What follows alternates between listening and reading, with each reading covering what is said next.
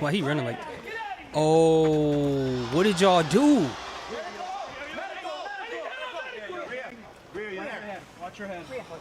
Oh, they played Beat Saber with her face, bro. She leaking.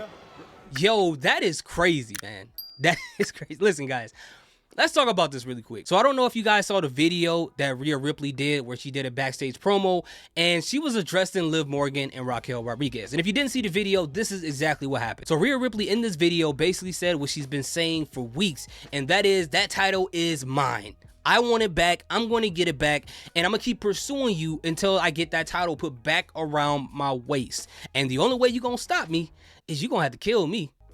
She basically crowned herself as the boogeyman for Liv Morgan, and that title that Liv Morgan has is basically a curse at this point, which is a cool angle to come from. But I got some bad news for you, Rhea Ripley, and I'm sure you guys already know this while you're in the hospital room, but I think they watched that video, bro.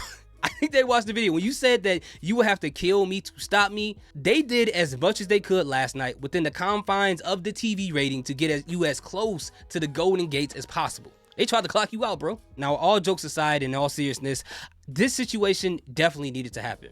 And it was great, because now we finally got some sympathy for Rhea Ripley, and she has a new reason to go after them. Although her pursuing them is her choice, but for them to destroy her like this and put her in a situation where she kind of looked like she was, you know, near death, now she has another reason to do so. Now, if they want to add some things to her character, they can implement it now because of this experience that she had. I feel like there is things they could have done a little bit different with this whole segment here. And don't get me wrong, I'm not saying that this ruined the segment, but I'm saying that they could have done something here a little bit different. Because I believe that when Raquel Rodriguez returned at Bad Blood, the whole focal point, the goal, is to build her up to be a formidable threat and have this feud against Rhea Ripley. And I don't believe that. I know that for a fact, because if you go to WWE's YouTube channel, they posted a playlist showing the feud between Rhea Ripley and Raquel Rodriguez leading all the way back to NXT. So it shows that they want this. They want their feud to happen. So for that to happen, you have to build up Raquel Rodriguez, and it doesn't really feel like they've been doing that. Now, although I understand the optics of them beating her with pipes and stuff and making her bloody, I get that.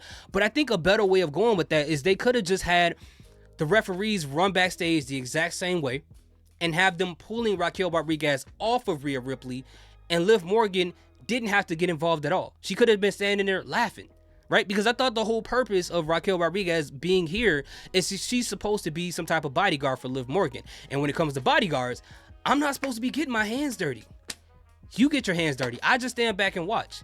And if that's the relationship, if that's what they're establishing here, then it should have happened that way. And with Raquel Rodriguez, if she comes out with bloody knuckles and Rhea Ripley still looked the way that she did, it will make Raquel Rodriguez look that much stronger. Now, they should do it in a way where she ambushed her, so it won't look like she just caught her one-on-one, just shot the fade, and Rhea Ripley lost, which could be possible. I mean, like I said in my last video, I saw, last year on WWE, Raquel Rodriguez came out to the ring, attacked Rhea Ripley, put the beats on her, beat her inside the ring, beat her outside the ring. Anywhere you want to go, she gonna take you and give you the beats everywhere you go, right?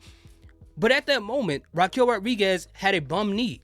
So if she's able to do that with a bum knee, what is she able to do at 100% health, right?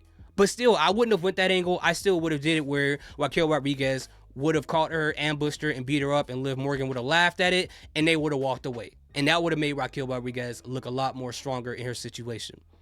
The other thing is, I felt like the timing of it. Now, as far as the timing of it, it seems like it's obviously going to play into what's going to happen at Crown Jewel since it's this weekend. Then I get that. Obviously, Rhea Ripley's going to show up there. They're going to show up there in her match against Nia Jax. I mean, Liv Morgan against Nia Jax for that ugly. I don't want to roast that title anymore, but you guys know what I'm talking about. And if that's the case, cool. But that still could have been added on there. I think they should have done something like this where Raquel Rodriguez does beat up Rhea Ripley a little bit earlier, just to kind of, again, establish her as a formidable threat going up against Rhea Ripley, building that up. But having to take two people with weapons to take her down, I get how aggressive that is and, kind of how desperate that is. But if she bounced back 3 days later to come back and just beat you guys, if she doesn't have a neck brace, if she doesn't have anything on, it's going to be a lot of people upset, man. They're going to start adding Hogan to her last name. That's what's going to happen. But anyway, at the end of the day, good situation to happen. Not for Rhea Ripley. But let's see what's going to happen. What do you guys think about this segment? Let me know in the comment section. That's just my quick thoughts about this. Maybe this video, I did this for no reason. I don't know. You guys let me know in the comment section. Thank you guys so much. Salute. Peace.